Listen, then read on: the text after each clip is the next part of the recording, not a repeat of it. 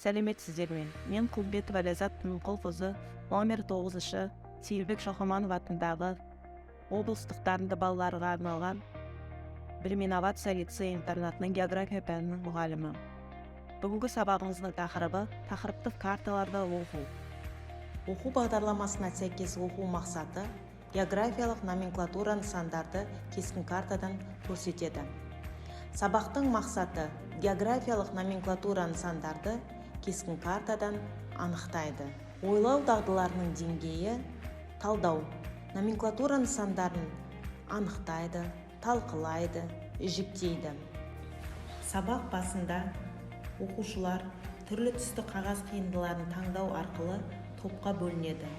Қағаз қиындыларын құрастыру арқылы топ атауын анықтайды.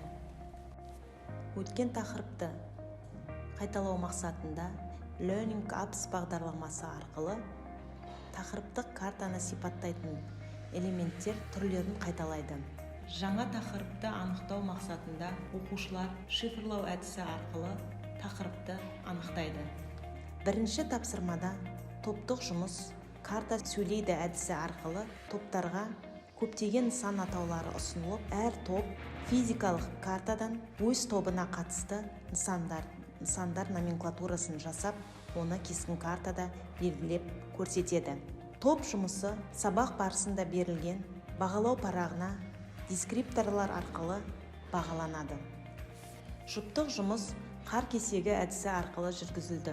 Жұптық жұмыс барысында оқу дағдылары ескеріліп, сабақ мақсаттарына қол жеткізуге арналған сараланған тапсырмалар түрлері берілді.